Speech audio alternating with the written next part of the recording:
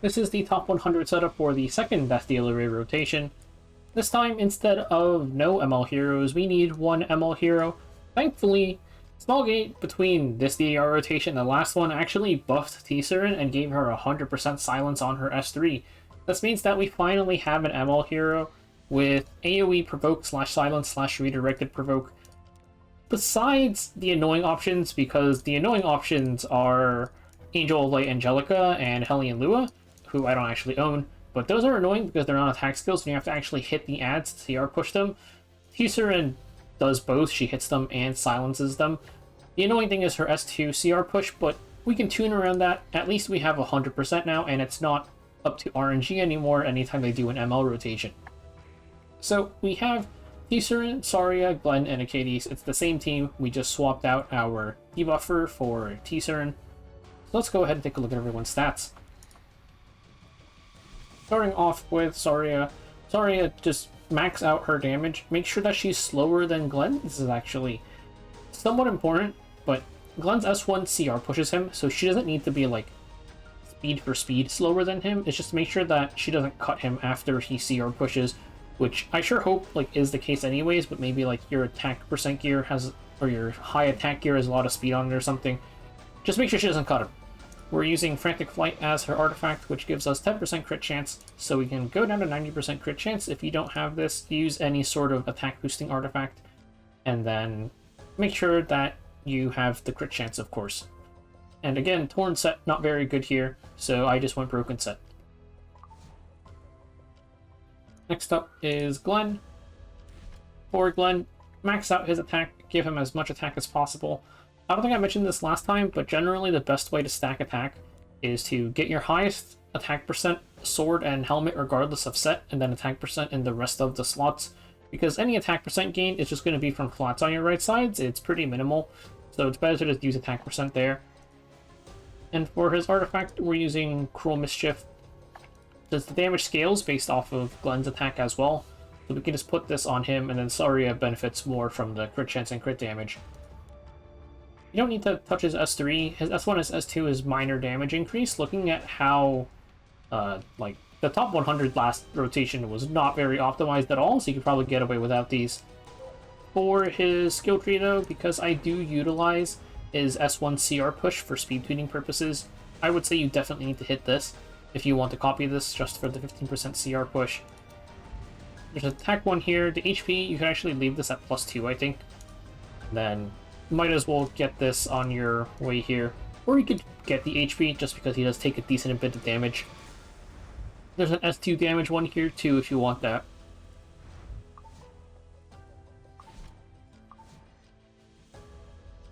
And then we have Achates. For Achates, this is the build that I'm working with. For HP, you probably don't need this high, as long as you're healing. The important thing actually is you need to make sure you heal Surin to full. So make sure you have enough HP for that. I also have her S3 maxed, so if you don't have that, you might need more HP than some other people. Healing Surin to full is very important for manipulating her S2. And then for Achates speed, I have her at 187, and we have her on Warhorn. This is because the Warhorn CR push, we don't need it for Surin. It makes things pretty much impossible, if anything. So it's better to have it on Achates. And then lastly, we've got Surin. Keep her base speed. Her base speed is really high. Not super high, but it's high enough to be annoying. It's 117. So just make sure that Surin is exactly base speed, and then besides that, you can do whatever you want with her stats. I just gave her some damage. Keep in mind, DDR is dark, so 85 crit chance is all you need. For artifact, I gave her an attack boosting artifact, where you just gave her super duper water shooter. You could give her Warhorn. I was trying out Warhorn, but the CR push that you get was making things really annoying, so I just swapped them instead. You could try it out if you want, but Super Duper Water Shooter does have pretty high flat attack, so there is that. And for her EE, it doesn't really matter. Might as well use the S3 damage one. The S3 in like the main phase, so he still has the big defense. Doesn't really matter.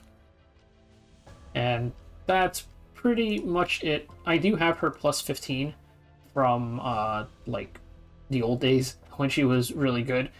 So if you don't have her fully molded, you'd only have 20% CR push. In which case, the way you tune around this is just give T-Surin a bit more speed, and it would work out fine. Only thing to keep in mind is that this only procs during the main phase, so you'd have to tune that. Maybe that would be a situation where you give her Warhorn and it kind of like balances out. Anyways, that's it for everybody's stats and everything, and now let's take a look at the run.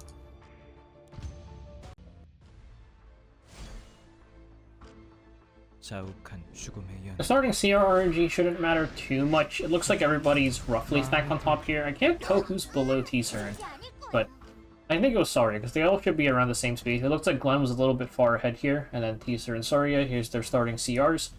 Start off with your Achates S3, and then we are autoing until roughly about 60%.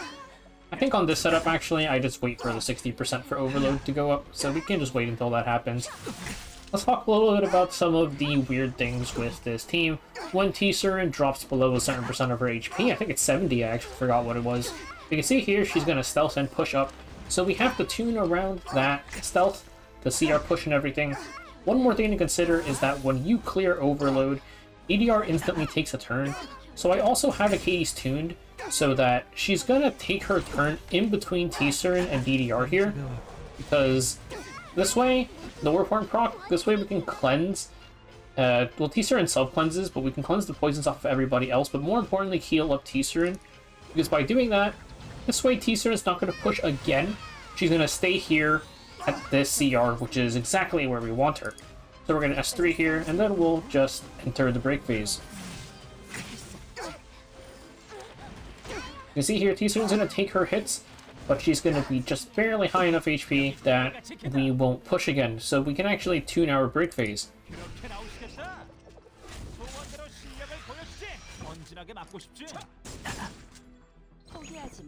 So we'll do the usual Glenn S3, S1, and then Saria S3.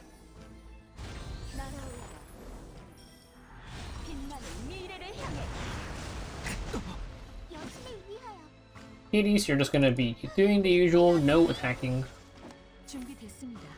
Surin takes her turn here.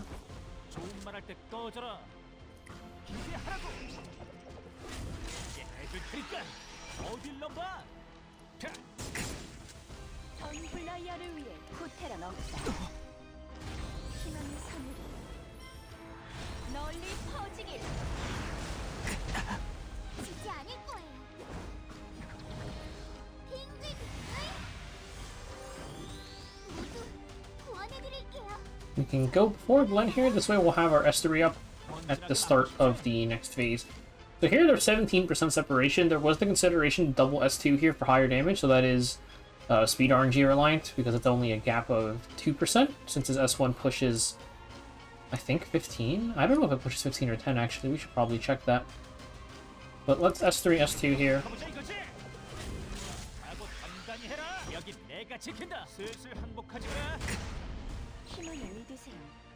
And then we'll S1 and finish off the first break phase.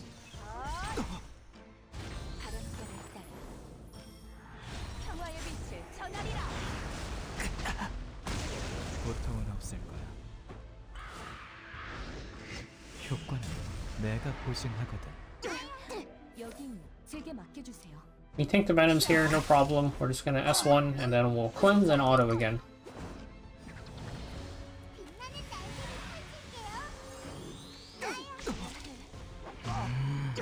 Okay, Glenn S1 does push 15%, so that would have been speed RNG to determine whether or not he gets to take the turn for T-Surin in there, but it's fine S1 because we can, like, we'll double S2 in the next phase, slight spoilers. Or we'll, in the second break phase, rather.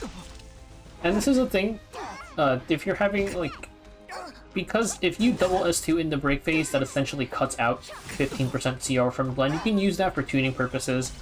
Like, if I don't double S2 in the second phase, in the third phase, Glenn ends up being a little bit too fast and cutting ahead of T-Surin.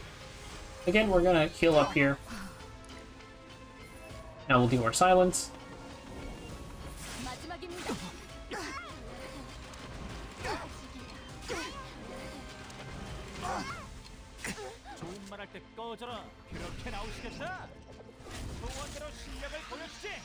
Like I mentioned, we're going to S2 here. This is to cut out 15% CR. You can see T-Surin's pretty far down.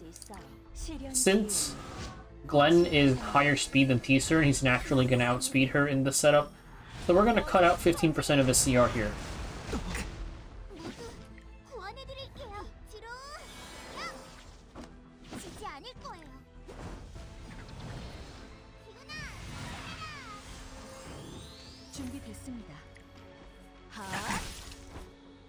내가 지킨다. 기대하라고. 이게 해줄 테니까 언진하게 맞고 싶지? 포기하지 마라.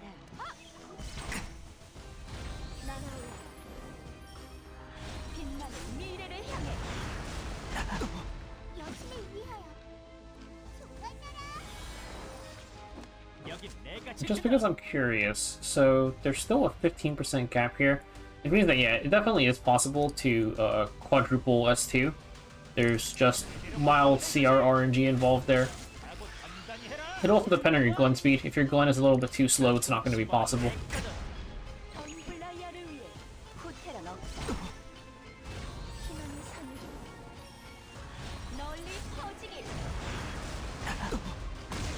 모든 게 끝났을 때 무슨 관계는 날 기다릴까?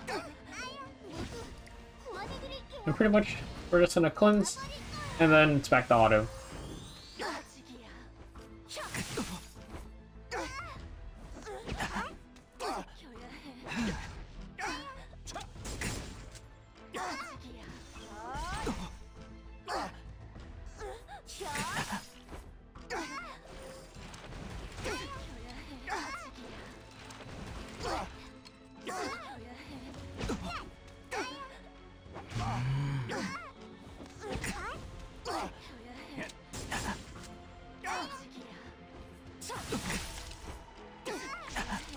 That's one thing there, where we're not going to heal up with Achates, even though she took her turn there, or the previous turn, because we're going to be able to cut ahead here. We needed to make sure that T-Surin got her CR push to cut Glenn.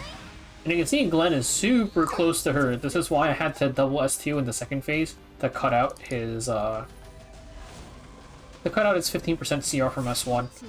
Otherwise, he would have cut her here, and the run would have bricked.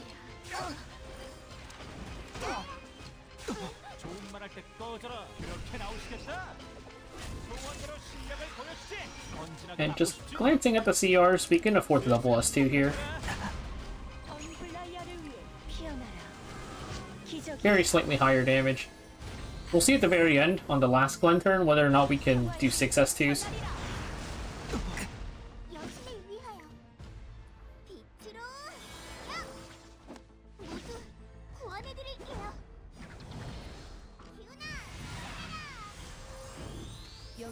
제게 맡겨주세요. 어딜 넘봐. 기대하라고.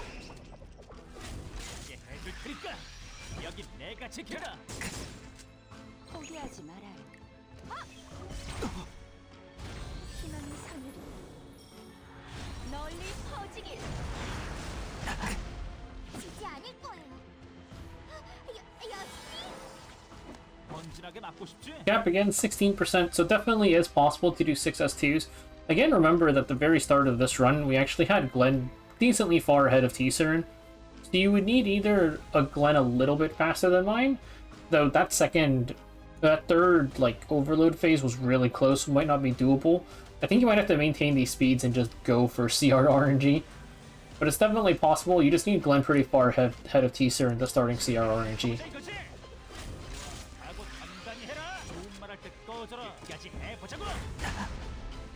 But here's our final hit.